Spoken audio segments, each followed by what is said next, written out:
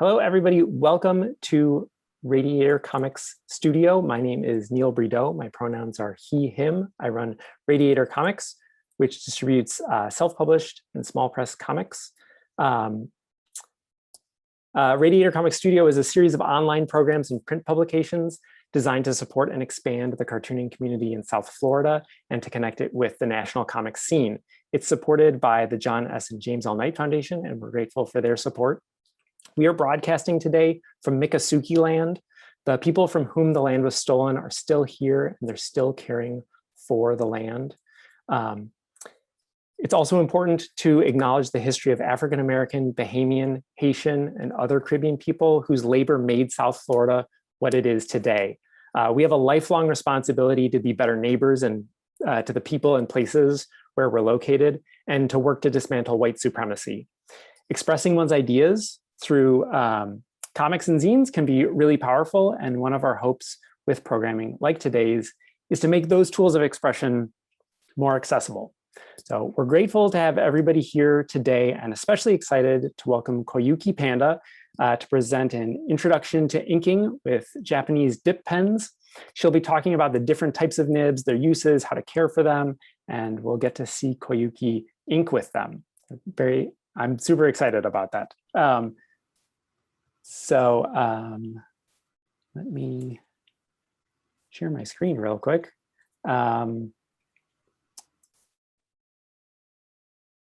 Gigi Murakami, also known as Koyuki Panda, is an American freelance illustrator and manga creator.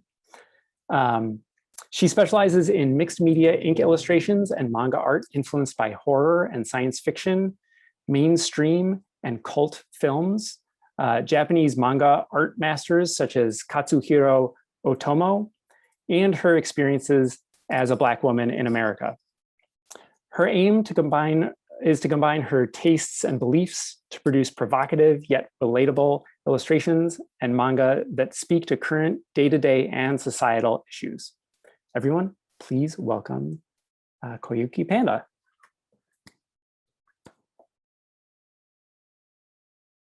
Oh, hey, all right, first mistake of the day.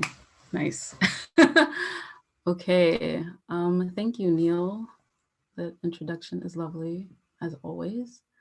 Gonna do a slideshow, because that is what's easiest.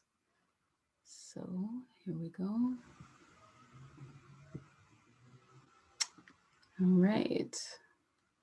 So, intro to inking with Japanese dip pens with me, Koyuki Panda. My full name is Gigi Murakami, but Koyuki Panda also works. And thank you, everybody, for coming. Okay. Okay, so what are dip pens? So dip pens, a dip pen or nib pen or pen nib consists of a metal nib with capillary channels like those of fountain pen nibs. So the thing about dip pens, they don't have a reservoir, so there's no place to store ink like regular fountain pens or big pens like regular office pens. So the biggest characteristic of dip pens is that you have to continuously dip them into ink in order to use them. So, oh, here we go. Okay. So for Japanese nibs, there are different nib types. You have the standard G pen nib. There's the Japanese pen or Nihonji pen. There is the Maru or round mapping pen. There's the school pen. There's also a spoon pen. The spoon pen has a few names. I'm not quite sure why, but it's also called the Sajitama and Kabura. So these are all the corresponding nibs to their names.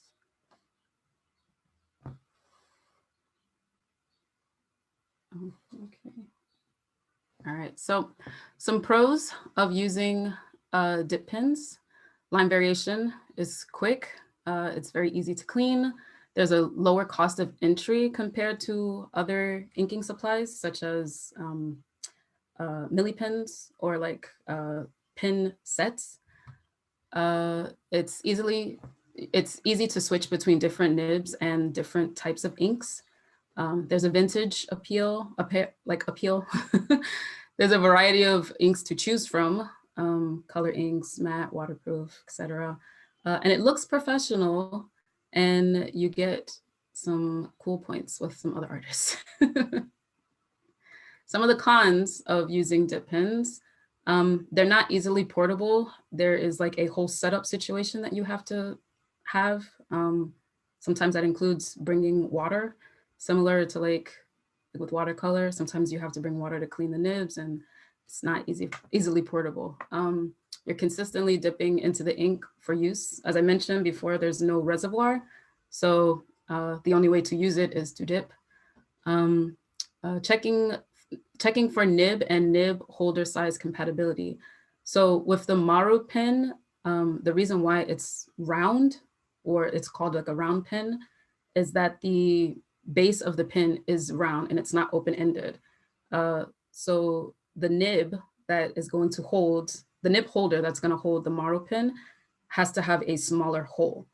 So if you get a nib holder that does not have a smaller hole, you won't be able to use the Maru pen. So sometimes that can be a pain if you are not aware of that.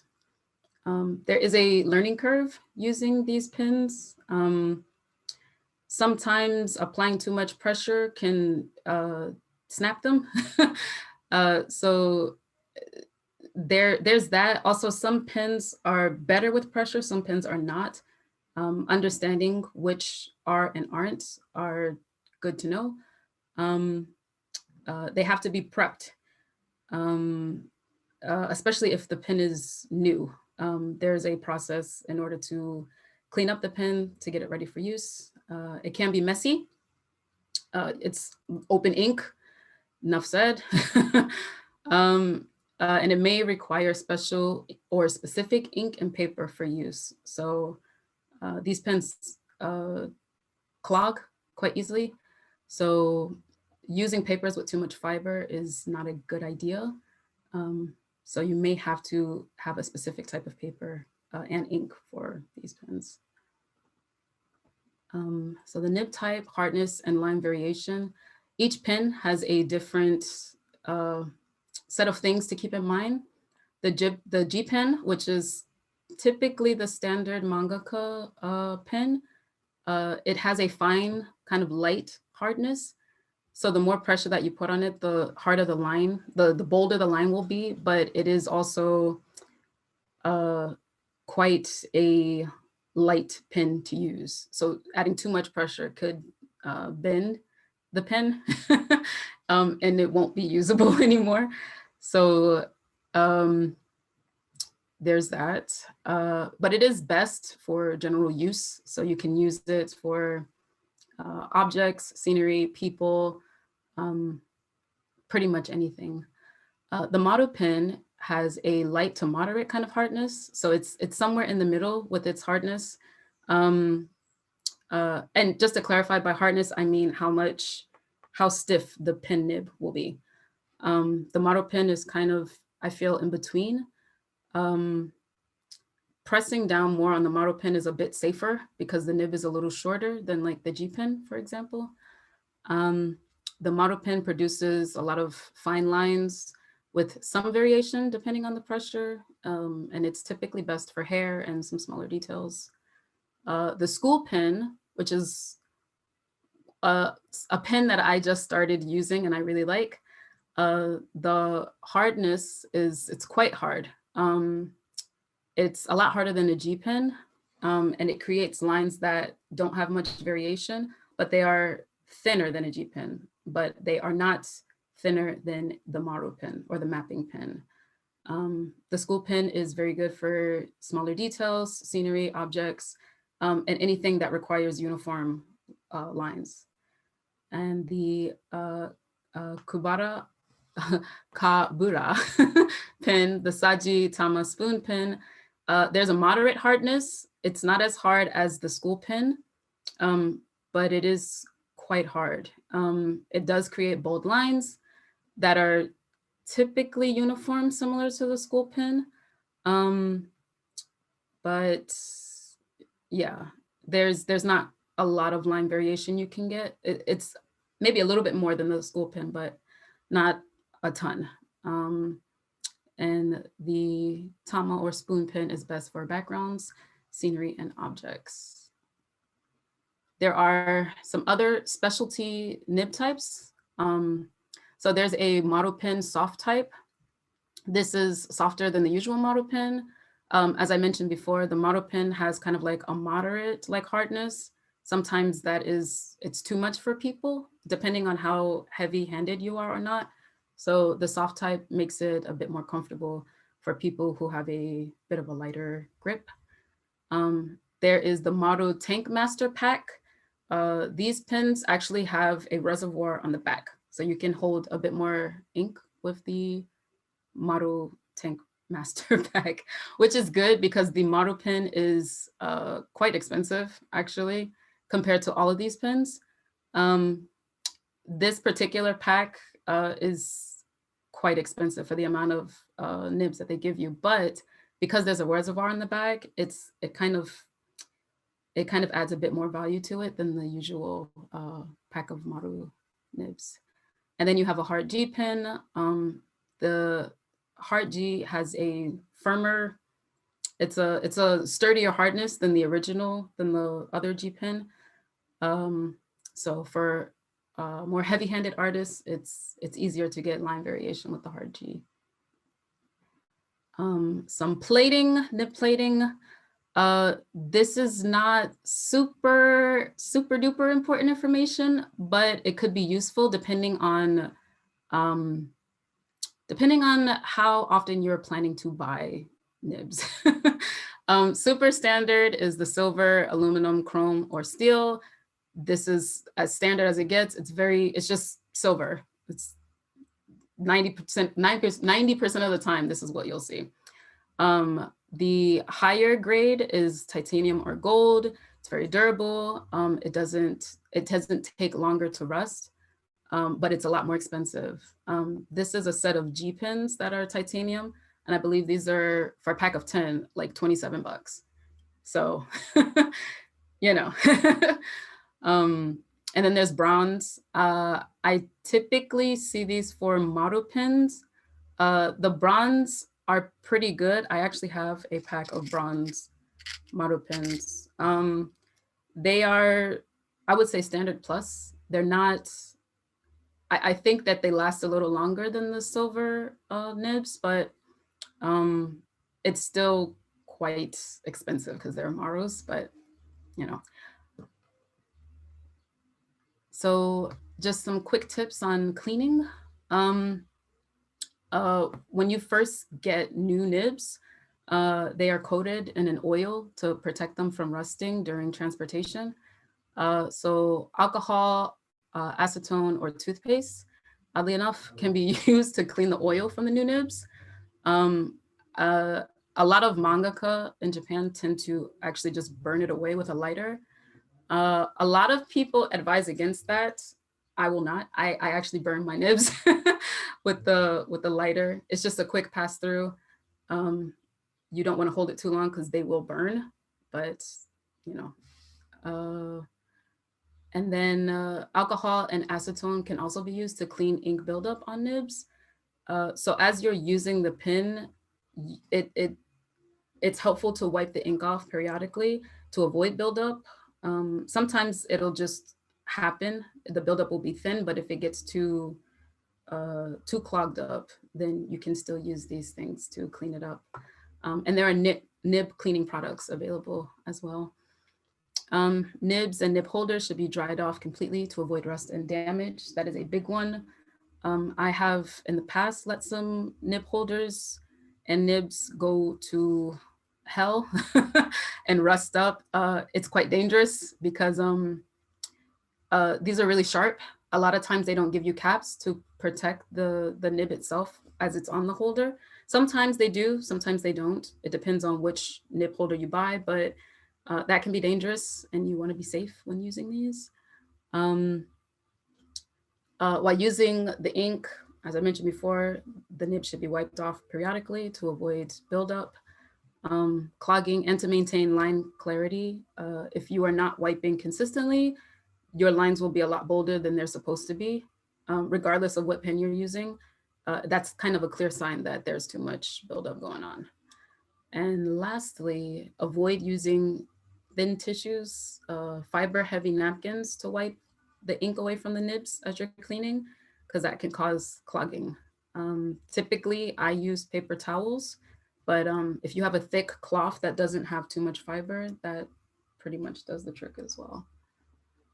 And I think that's it. All right. So, are there any questions so far?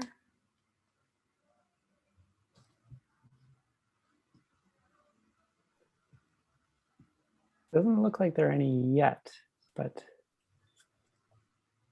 Okay.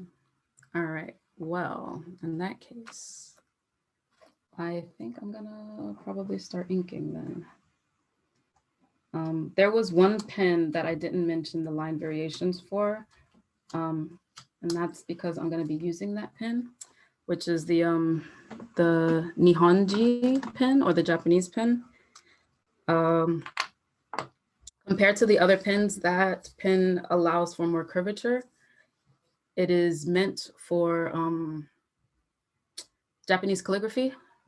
So there's a bit more of an ability to curve. It's not a hard pen, but yeah, you will be able to see. And as I'm doing the demo, I'll still be answering questions. I'm going to be inking this quick sketch. And let me know when you're ready for the questions, because we do have one in the chat, and I've got a bunch that I planned. All right. Okay, let me just get set up. Oh, and just to show you where I've got like all my nibs sitting here. Here is what the Maru pins, the bronze Maru pins look like. Oh, sorry. So yeah, at the bottom, they are round. So just to give some insight as to what that looks like. There are 2 holes here. I don't know if you can see that. There you go. So there's like a hole within a hole. That second hole is for the Maru pin. So that's why it's important to kind of pay attention to which holders you're gonna get, because otherwise this is not gonna fit. And some holders actually are for Maru pins only. Like this one, this holder is, this is a Maru pin, and this one, this is just for the Maru pin. So as you can see, there's only one hole there. So if you buy this particular, brand, Nico, which is my favorite brand, and you buy this particular holder and you have a G pin, you are gonna be out of luck, friend.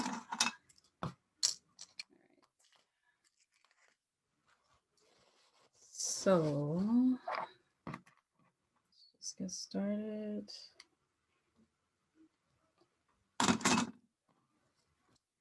Okay, so I am ready for questions whenever. Okay. So the first question is from Kelsey, who asks, can you use both waterproof and water-based inks with the dip pens? And if so, is one preferable? I believe you can use, what was it, water-based and waterproof? Yeah. Yeah, I think that you can. The only thing about the water-based, if you're gonna be using like Copic markers, which are like alcohol-based. Waterproof might be the best to go, but if you're just looking to ink something, and it's going to be black and white, then I think either of those is a pretty good option. Thank you for your question. Yeah, thanks, Kelsey. So could you say again which pen you're using right now? So right now I'm using the Nihonji pen, or the Japanese pen.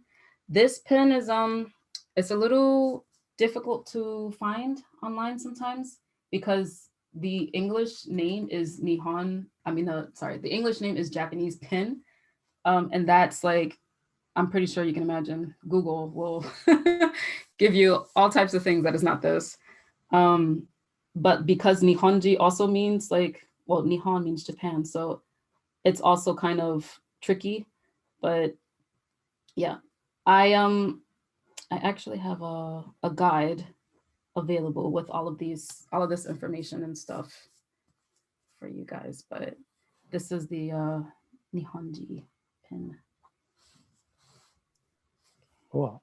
Our next question is from Durga, who asks, what inks do you use for inking? Are those similar to the ones we use for calligraphy? What inks do I use for inking? The inks that I use, I suppose you can use them for calligraphy, but the inks that I typically use are the I'm using it now, the Pilot ink. It's a black drafting ink. Be very careful. Oh, actually, I have the box. Maybe I'll use the box instead of trying to tip this this thing of ink, because that's not gonna work. All right. I use the Pilot black drafting ink for just regular inks, like regular blacks, just like a black picture and not color. So this one. But if I'm gonna add color, if I'm gonna add color traditionally, I typically use Copic markers. And in that case, I will use Deleter Black 4 because this is waterproof.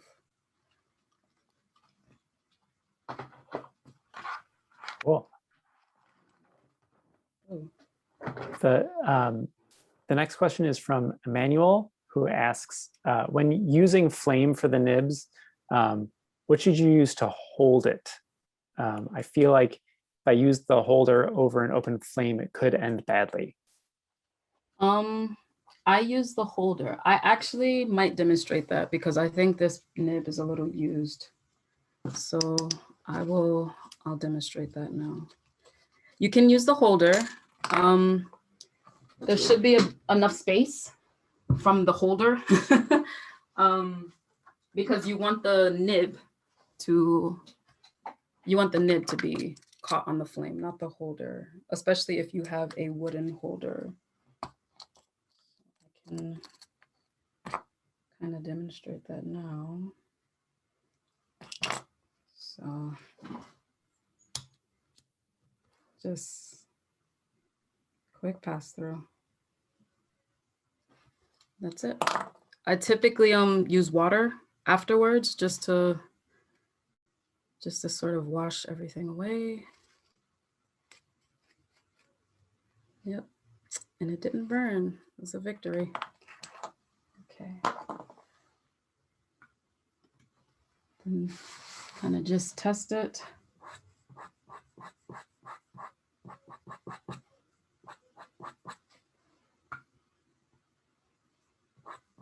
Another way that you can kind of test whether or not the coating is off, to make sure that the oil coating is off of the nib. It's a little hard to tell, but if the ink is sort of sitting in this area of the nib, and it's you know how oil and water, they kind of separate from each other. The ink will do that with the nib, so it will separate from like the tip of the nib. So this won't be coated fully in black. It'll be a little separate. So it'll gather in the center, if that makes sense. And that's not what we want. We want it to be fully coated.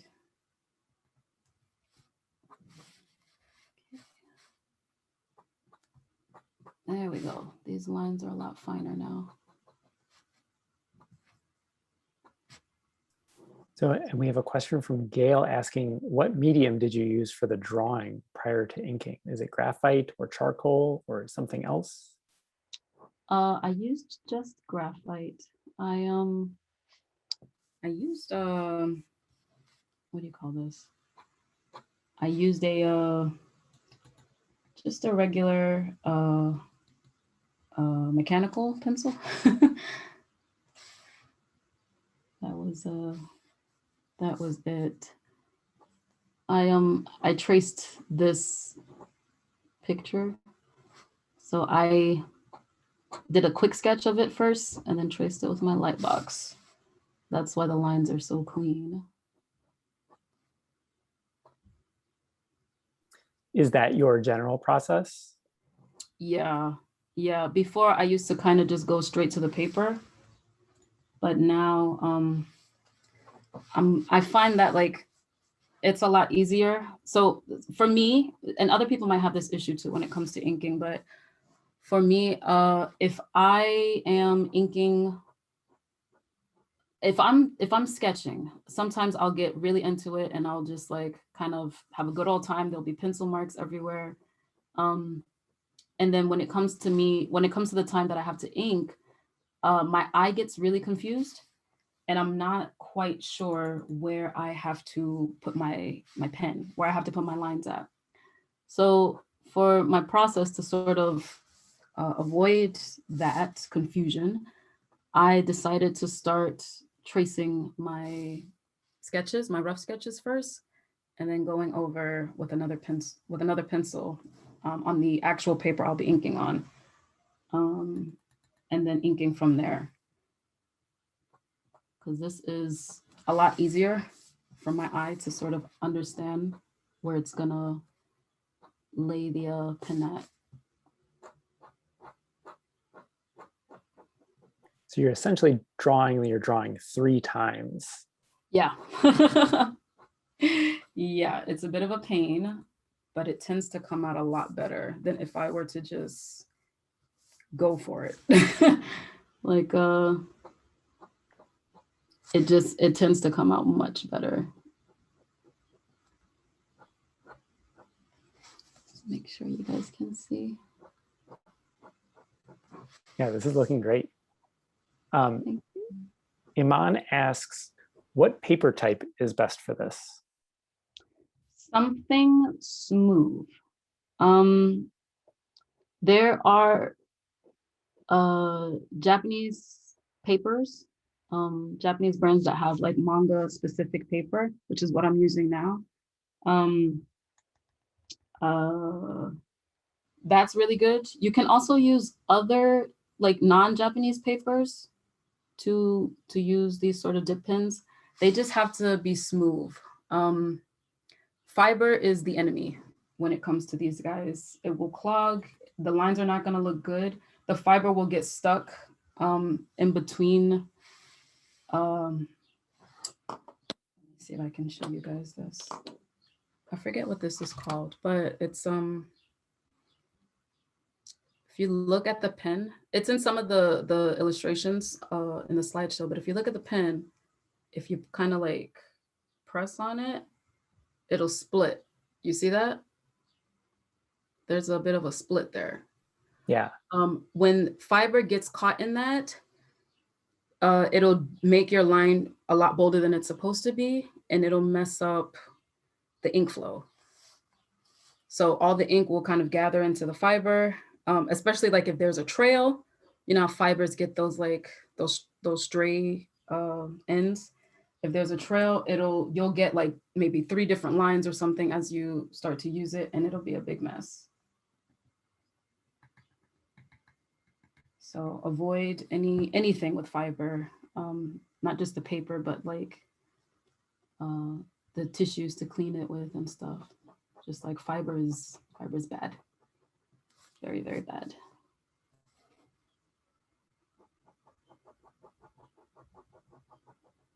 In addition to the learning curve that I had mentioned earlier,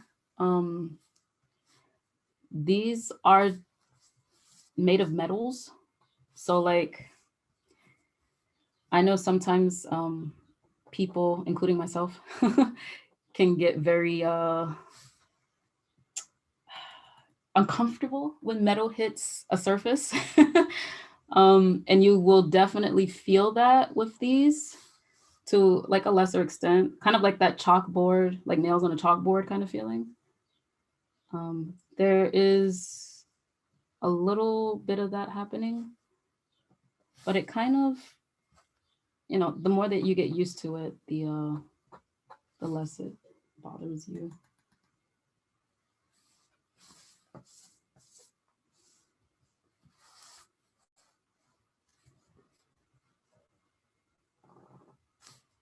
I got a little bit of fiber in here. I can see it.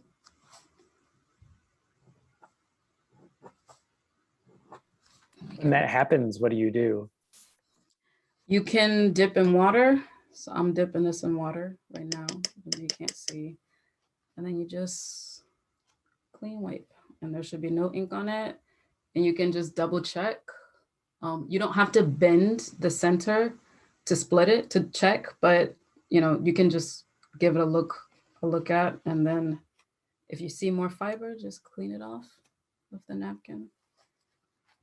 And then you're pretty much good to go after that.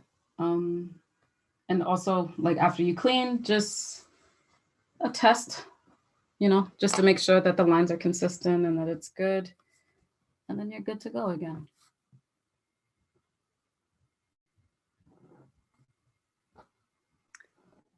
We have a question from Jesse Lee asking if you could, if we could see you dip the pen in the inkwell. Sure. Maybe talk about if there's any strategy for that too. So for dipping the pen, don't super dip. These are not chips. Do not super dip. So the best place to dip is right where this amount of ink is at. This area where like that hole is there, all of the pens have that. You generally don't want the ink to go in there because what can happen is as it trickles down, it could spill through this hole and it'll kind of mess up your work. So let's see if I can do this as safely as possible. I'm gonna turn this a little bit. You're not gonna see everything because it's all black, but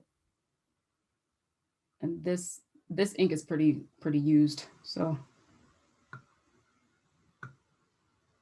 I'm like dipping towards the bottom. It's pretty used, so but like yeah, this is all fresh ink. So you like you don't want to be up here with it. Like this area is pretty safe. You can do it. I wouldn't advise it, but you know.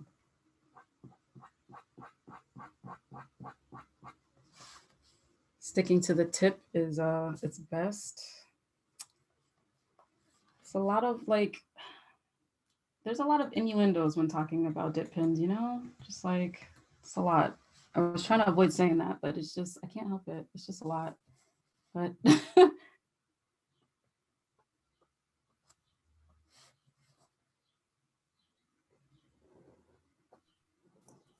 Varen asks if you have any recommendations for where you can get these nibs at an affordable price. Yes. So I actually have a resource guide that I created in addition to this demo. So if you head over to my website, if you sign up for the emails, I will send you a download, and that download will also, well, I'll send you a link. That link will also contain the slides from this demo so that you'll have all the information that you need. So that way you have the plating information, you'll have the You'll have an idea of what the line variations are, the hardness, and more. There's like extra info in there.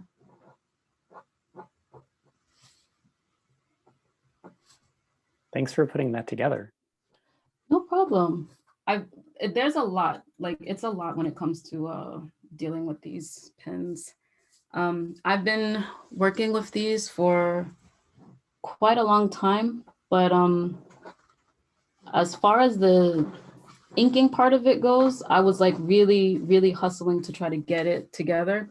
But the knowledge part of it, if that makes sense, like the resources and where to go and like what to do, I've been going over that for quite a few years. And it takes a while because these are like, you know, these are Japanese products. This is like a sort of a, not quite like a Japanese way of doing it, but these are like Japanese products. So sometimes it's hard to find resources where there's a coherent breakdown of where to get things, how much are things, how to use them. And that includes like paper and stuff like that. So I felt like if I didn't include that, this course would be feel a little, not course, this demo would feel like a little incomplete. Because it's like, great, I know what these are. I know what the hardness is and what the plating is.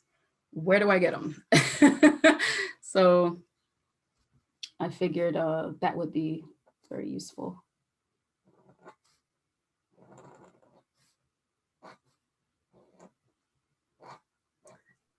We have a question from Galina who asks, why do you personally prefer dip pens over other tools? Is it the process, the achieved results, something else?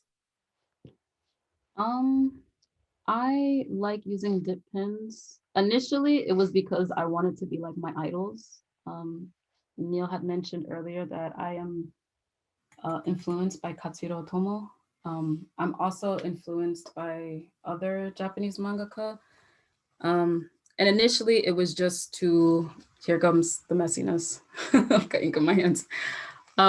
Initially, I wanted to just sort of copy them because I just love their stuff so much. Initially, I thought that this was a bit of a pain.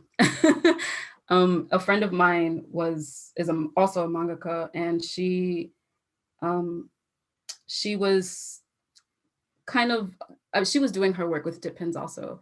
And when I saw her, I thought this was a pain. But then I was like, well, my heroes are kind of doing this. Let me do this too. After a while, I started really understanding why these pens are used. I really appreciate the line variation. I really appreciate the process. It seems very monotonous, and it can be, having to dip and then back and then dip and then back and then wipe. But in the same way, there's a clear process there. I think for me personally, sometimes I'll kind of draw too fast and like not really pay attention to what I'm doing. But like that process of having to ink and then dip and then ink and then dip and then stop and then wipe, it kind of puts my brain into this automation, like this sort of assembly line of like, I have this 2-second moment to pause and like just look to make sure what I'm doing like is okay. And it's like, if it's not okay, I've caught it before, you know, I continued on just like mindlessly going. So I appreciate those little breaks. I can't really get that, not organically, I feel, with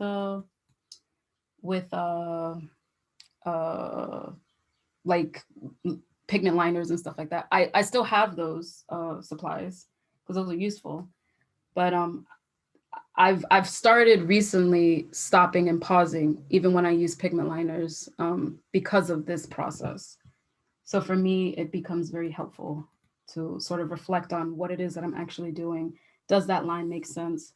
Like, does that work overall for the whole piece, or am I just sort of going through the motions? So it's probably a bit more more heady than of an answer than you were looking for, but that's kind of how my brain works, I think. I think that was a great answer. Thank you, Neil. So we have a question from Iman asking, what do you do if you spill ink by accident? Is there a good way of cleaning up without starting over? Yes, I think that, first of all, that's a really good question. Because I definitely didn't know the answer to that question when I started using dip pens. I think that is why a lot of people are afraid to work with dip pens and traditionally in general, is because there's no Command Z. What you can use though is you can use, there are whiteout pens. There's also white paint that you can use. Some white paint is not like nib friendly, but if you have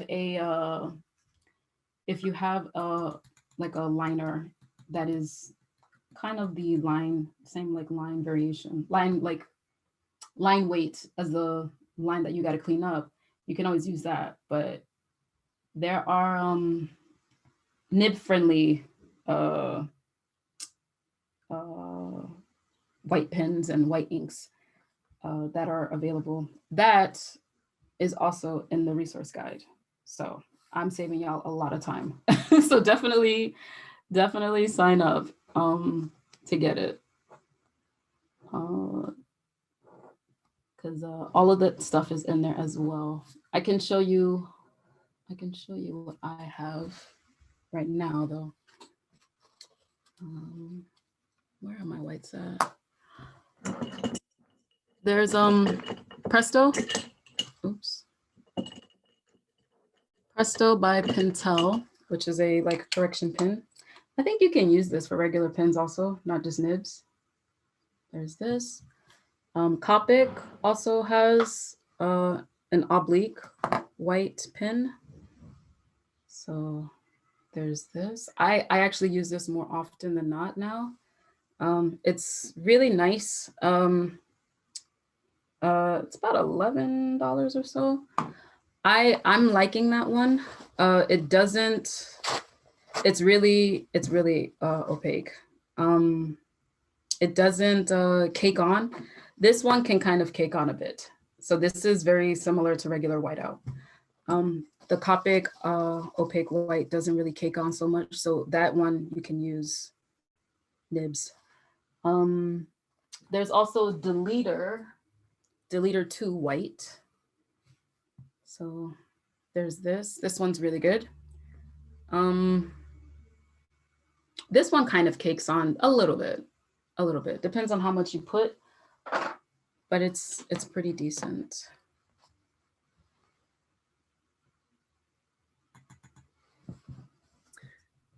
And I see that your the inkwell is on the opposite side of the drawing as your drawing arm. Yeah, is that one of the ways to prevent spillage? And are there other things that one can do to prevent accidents from happening? This is actually kind of dangerous because I'm left-handed and it's on my right side. I feel kind of comfortable. I don't know why, but I feel kind of comfortable with it on my right side. This is probably the more dangerous thing to do. So don't copy this. But something, a bit of advice to not spill. Definitely don't dip too low. Because if you're not giving your brain some time to like that slow down process, like I mentioned when you're dipping, if you're not allowing your brain to do that, you might kind of doop and then just forget to sort of like lift your arm and just like try to come over. That'll cause like dripping from the pen. You could knock the ink over. Definitely ink on your proper side if that's comfortable, if you feel more safe. You can also change the container.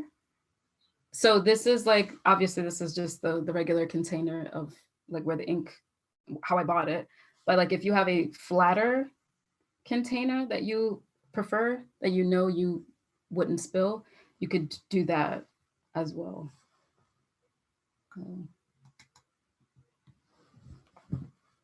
I typically kind of hang on to the bottle as I dip. I haven't spilled a bottle of ink while I'm inking. I've definitely spilled a bottle of ink while I was not inking, thinking that the lid was closed. That's another thing to avoid spills. Completely close your lids, like fully cap them and like twist, make sure they are fully closed, because it is a nightmare to clean up. And I've got wood floors. I was definitely trying to move stuff over from my desk, and I think I hit my ink, and a lot of it, like I would say 70% of the bottle was on the ground. It was not fun to clean up.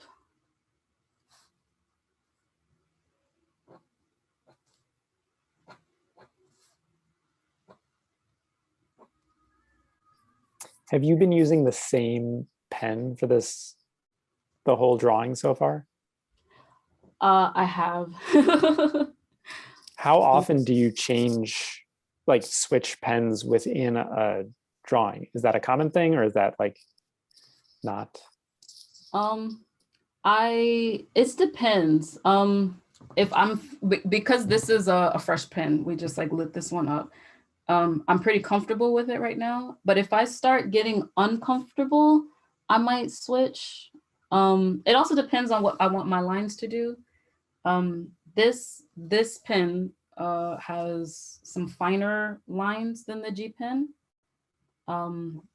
They're almost the same, almost, but I feel like this pen does have a bit of it's a finer point. So there are some finer strokes you can get out of this one. But if I want my lines to be a bit more thick, then I'll break out the G pen.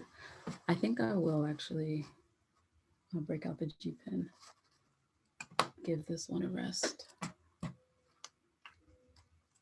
Ooh. This is actually like my favorite holder. Isn't it nice? It's just so, it's great.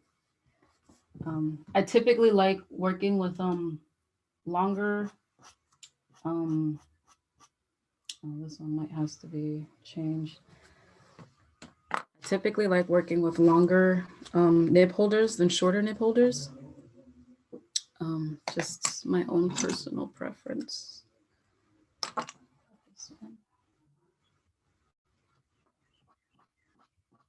Oh, this one too, I need to change. That's okay, let's work with this one.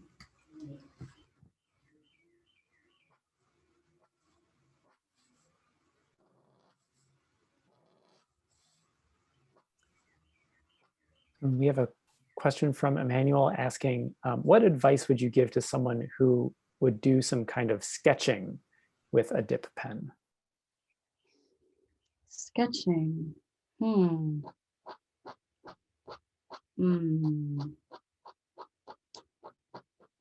Prepare for a mess, probably. I'd say prepare for a mess. These get messy. You can definitely sketch with them though. Like it just, I wouldn't do it outside unless you are going to be sitting at a table, at a desk for a long time. Because like I mentioned before, there is a lot of prep that goes into inking with these.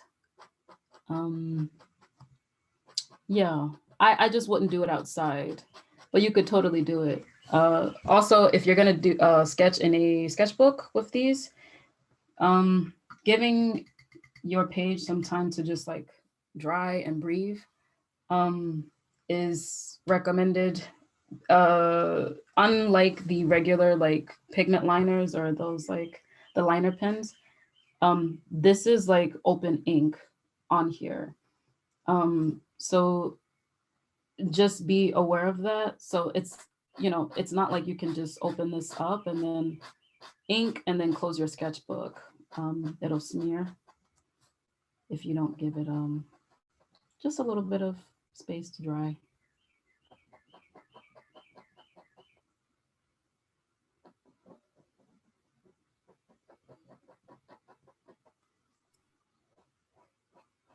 We have a question from Varen asking about tips for hatching and cross hatching, which you're doing right now with dip pens. Tips, get used to that nails on a chalkboard feeling, because that'll pop up. When it comes to cross hatching, try not to dip your pen too much, because the excess ink will can bleed into the already pre-done lines, because everything's still wet, you know? Like this is still a pretty wet medium. So trying to space your lines out, especially if you're working with like a G pen or the spoon pen, definitely give some space. And don't use too much pressure when you are handling, especially those pens. Because as I mentioned, like the more pressure you put, those two like prongs will open up and it'll release more ink. And it'll just leave a blotch. That actually happened here. I don't know if you can see it, but on her finger, there's a little bit of a blotch. You can see like this whole area here is pretty dark because there's a lot of pressure being applied here. So try to avoid that if you're trying to get clean hatching lines.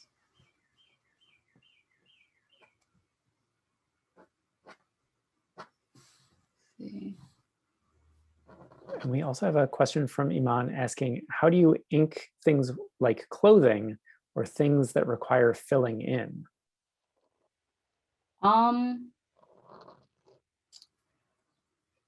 Relying on texture, like relying on what creates a texture helps with that. Cross hatching also helps with that. That's not so much a dip pen thing though, as much as an inking thing, or a drawing skill rather. When you are using pencils, you can also do that as well. But using texture to your advantage, using texture to your advantage can help with that. To try to like make the clothes look as 3D as possible. Like when you're working with ink, there's no color, unless you're gonna add color, of course. But like if it's just black and white, there's no color. So you kind of have to push. You have to push those textures in order to sort of get the readability that you're looking for clothes. And there's different ways to do that. There's no like one size fits all when it comes to adding textures. You can do cross hatching. You can do contour hatching, which is like just following like the curvature of, let's say the shoulder of somebody, like a soft shoulder, some like blouse or something, just like a more rounded, just lines, but like rounded. It's a little hard to explain, but different type of like shading techniques, any of those that kind of utilize texture, that's a good place to start when adding when considering clothes for inking.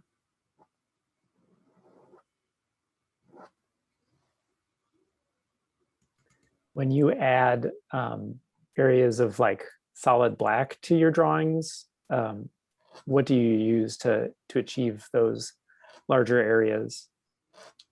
That question has great timing because I'm actually about to do that.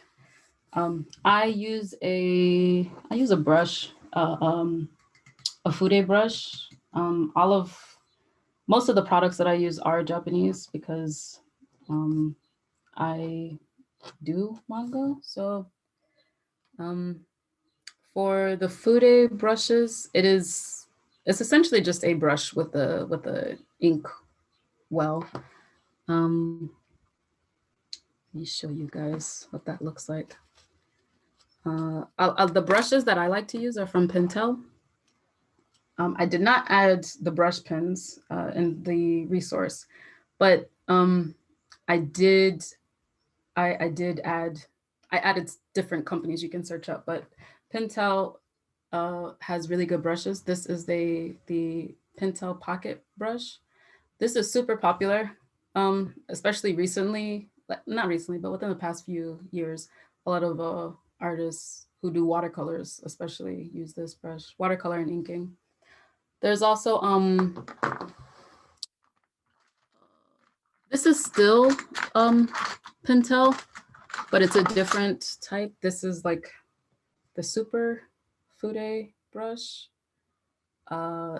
For a lot of the Japanese supplies, they have two labels. There's like an English label and then there's a Japanese label. This one is in Japanese. I bought it from Kinokuniya. Those of you who are in New York City, Kinokuniya, I'm sure you know, is a Japanese bookstore, but they sell arts and crafts stuff as well. So I bought that there. So this is why this is in Japanese. But you can also get that from like Blick.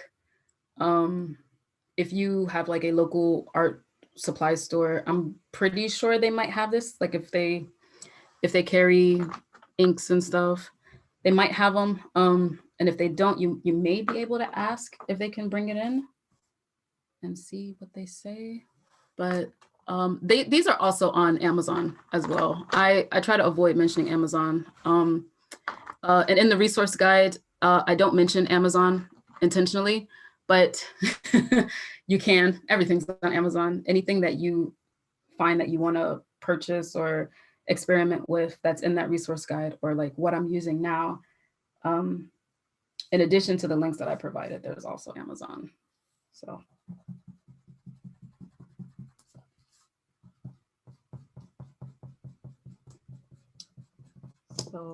Oh, let me use a different. When sort of inking, when it comes to erasing any pencils, definitely make sure you give it some breathing room because it will smudge. This is always the worst part for me. Sometimes I like to blow on the lines before I erase them, just like as a quick, like 1, 2.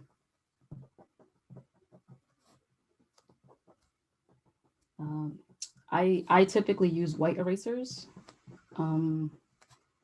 because I find them to be a lot more effective when it comes to erasing lines and such. Like I find it to be a neater, a cleaner, it does a cleaner job when it comes to erasing pencil marks and stuff.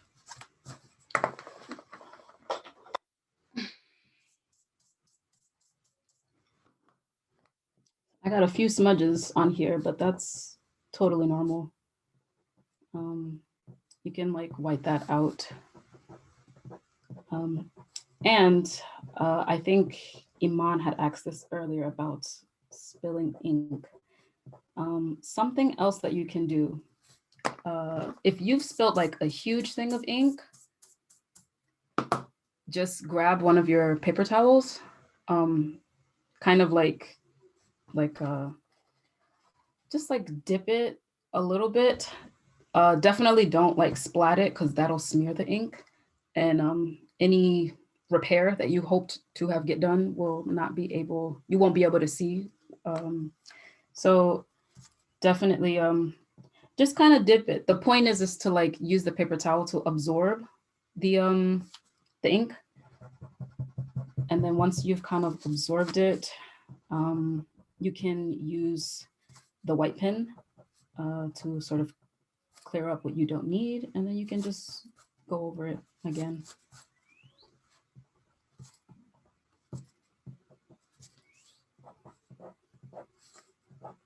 Okay. There's also fast drying inks. This ink dries pretty quickly, as you can tell, probably so. This one is pretty good. I like the Pilot. I like the Pilot ink. But there's a ton of other inks that you can try out if you want inks that do other things. That's the good thing about using the dip pens, is that you can absolutely use other types of ink as opposed to like microns or like pigment liners, where the ink is already, that's it. You get what you've paid for. So for me, I like the flexibility that dip pens can give you.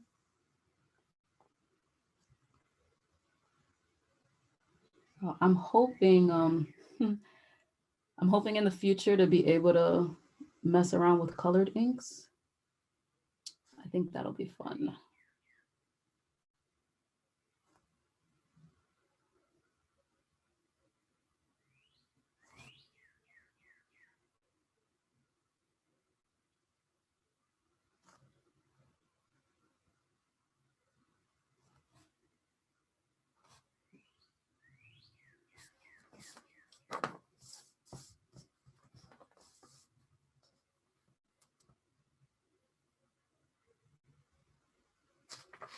Trying to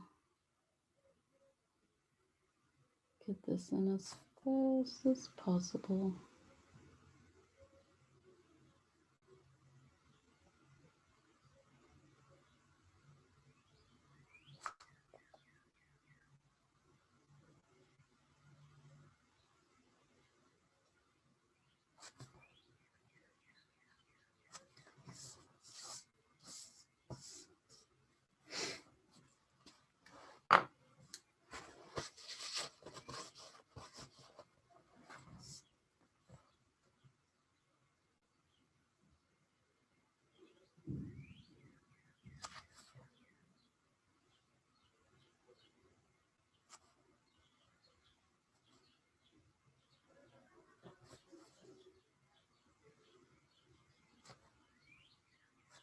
So also in that resource guide, I also included some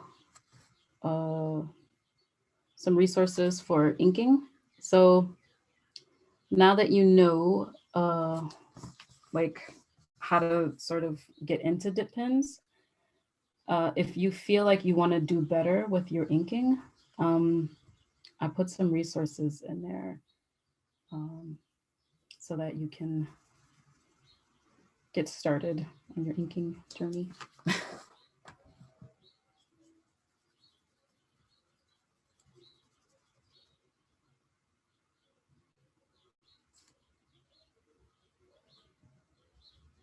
And again, people can get that resource by going to your website and signing up for your email newsletter. Yes. Correct. My ink has expired on me.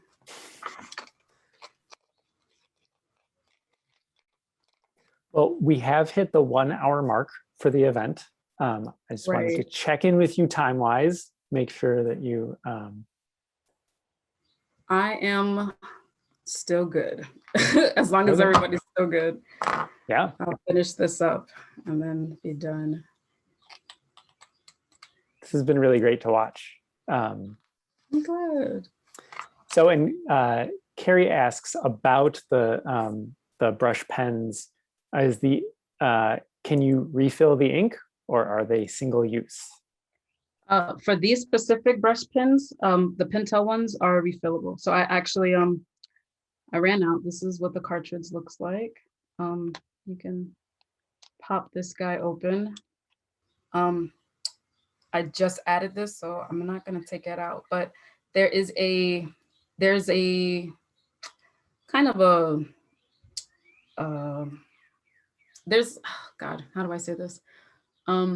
There's like this point in the center, so it'll crack this thing open.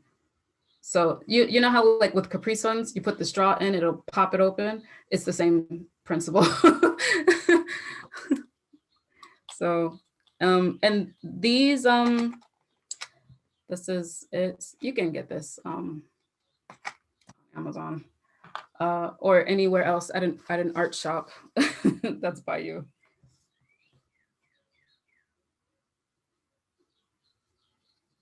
There are some brush pens though that are not refillable. There are some that are just single use, and you're supposed to toss them. So when purchasing, definitely make sure you check the label.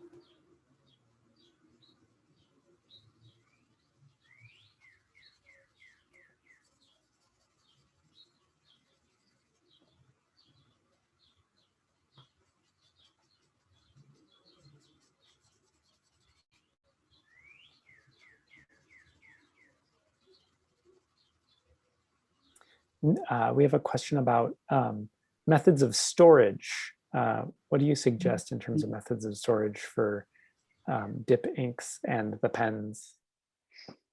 I find that just a simple art drawer is okay. I store mine just in a drawer. I have like a drawer from my desk, and I have like a art stand kind of thing with drawers on them. Just a drawer, or like not direct sunlight. Do not do that because that'll ruin the inks. As far as the nibs go, you can leave them out on your desk. Just be careful because they are sharp. I have gotten stuck quite a bit. But yeah, you can leave them on your desk, or you can leave them, you can separate the nibs with the holders and store them on your desk or in a drawer. Just try to avoid direct sunlight. Like don't put them in a window or anything, because the nibs, that'll mess the nibs up, and that'll mess up the ink as well. So dry, cool spot is pretty safe, or like room temperature spot. It's pretty safe.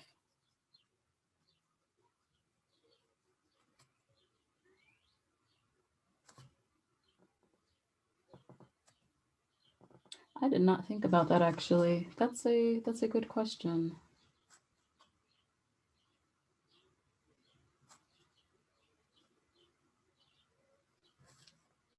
Okay, you guys are almost there. Thank you for being patient. I thought this paper was small enough, and it was not.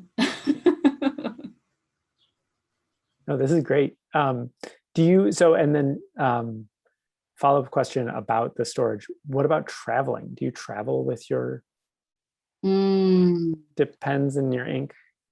Yeah, I do actually. So for conventions, I will bring these along. I'll bring my supplies along. Yeah, I would say for traveling, unless you have a cap. So depending on the nib holder that you get, it will come with a protective cap. It depends on how many of these you're gonna get, you know, like how many you're gonna bring with you. But this one also comes with a cap. So like if you get these two, and then you just bring your nibs along, I would put tape on the sides so that they don't just like pop open. This is making me look like a liar. I was gonna say these are pretty easy to open, but this one's pretty sturdy. These ones, this will just kind of pop open. I've got tape on this side, so it won't fall off. But depending on, you know, however many nibs you're gonna take with you, just you know, tape the sides so that they don't fall. Keep these capped. You can put them in a pouch. This is my storage pouch. It's very cute. It's very soft. Or like a regular pencil pouch, whatever fits your nib and nib holder. Try to avoid leaving these open because they will bend and it'll ruin the nib. So if you don't have a cap and you have no choice, I would separate the nib and the nib holder and then wrap the nib itself in like paper towel and then keep it in your pencil case. As far as the ink goes, ink is tricky because I have had some instances where there's been a little bit of spillage. Ink is since it's a liquid, like ink specifically, it doesn't, it can be, you can move it into a different container. So if you have like a sturdy container that you can use for art supplies, I would put my ink in that. And then maybe wherever, once I get to where I'm going, like if you have the empty container with you, just refill the empty container. And then as you leave, just refill it back in the secure container, just to make sure that there's no spillage or anything. That's another good question. Nice work. That was great. I didn't think about that, but that yeah, I would travel a lot with my supplies, with these particular sets of supplies at conventions. And sometimes there would be some accidents. I'd poke myself by accident, not not capping the nibs or like not taking them off of the nib holder. So this is like, if you don't want to pinch yourself, definitely cap them or wrap them in paper towels.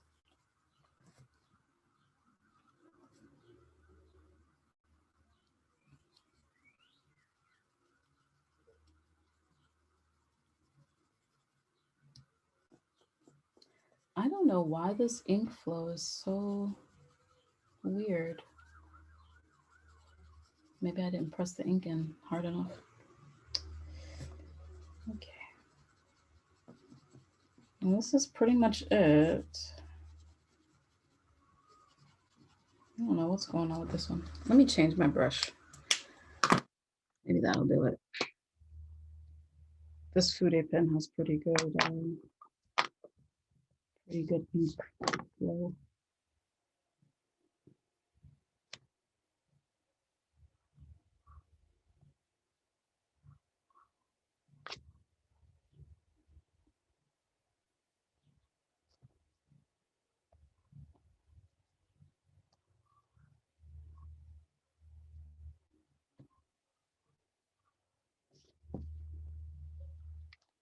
Okay.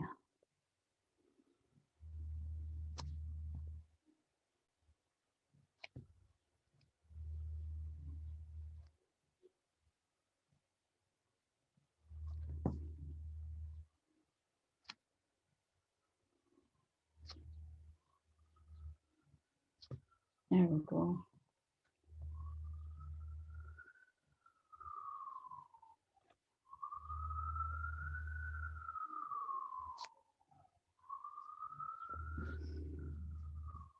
All right.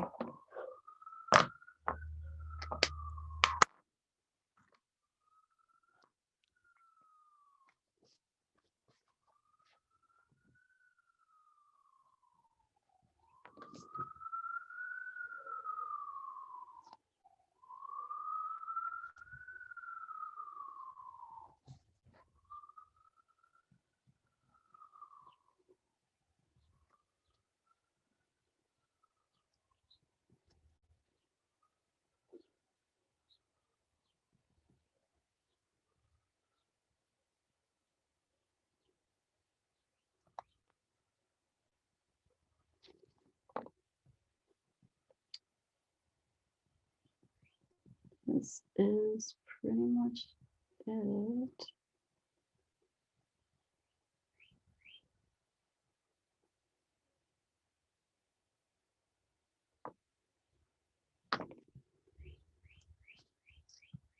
Okay.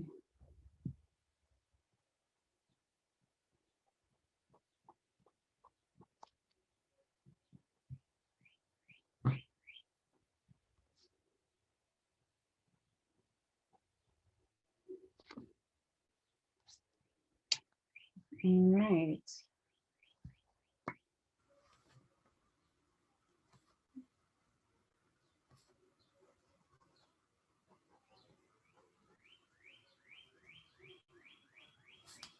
Okay, I'm done. I can do this all day. That's it. This is really great. This is an amazing drawing, and it was really fantastic watching you create it. That was really, I'm beside myself how wonderful that was. Thank you. I am sweating. Truly, truly, truly sweating. Are there any more questions? We've gone through all the questions that are in the chat. Did anybody else? Last call for questions.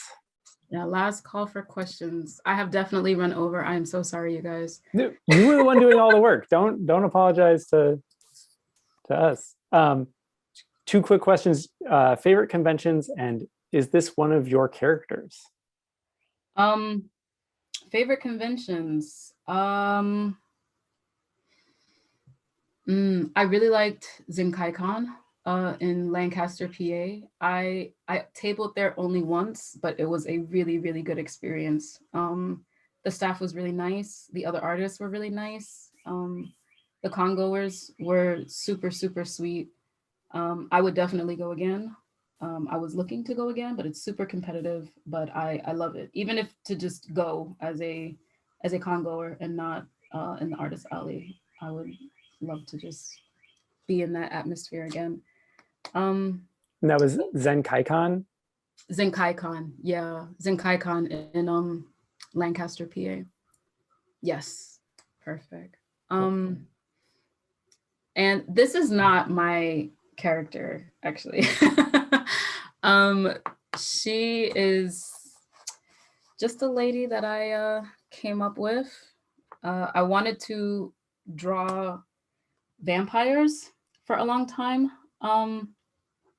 Not a long time, but for a while. I've been wanting to draw like Black lady vampires, and I hadn't gotten around to doing it. And I figured this might be a good time to get that done. So she is not a character of mine. Not like an official character. So, but I like the way she came out. She's cute. Yeah. Cool. Well, thank you so much, Koyuki, for this fantastic demonstration. And thanks everybody also for your fantastic questions. Those were really great. I am pasting links into the chat for Koyuki Panda's work. And again, if you go to her website and sign up for her mailing list, you'll get the, but I'm blanking on how to describe it, a guide for everything that we've covered today. And I've also pasted in a few links to Radiator Comics Studio. We're planning more programming for June, but we have a couple things happening in May that I wanted to announce real quick. So next Sunday, a week from tomorrow, May 16th, from 5 to 6:30 p.m., we're hosting Cartoonist Coffee, which is our semi-monthly social event for cartoonists of all experience levels. Join us for casual small group conversations with peers. And then also every Friday, we host Open Studio from 4 to 6 p.m. Eastern Time.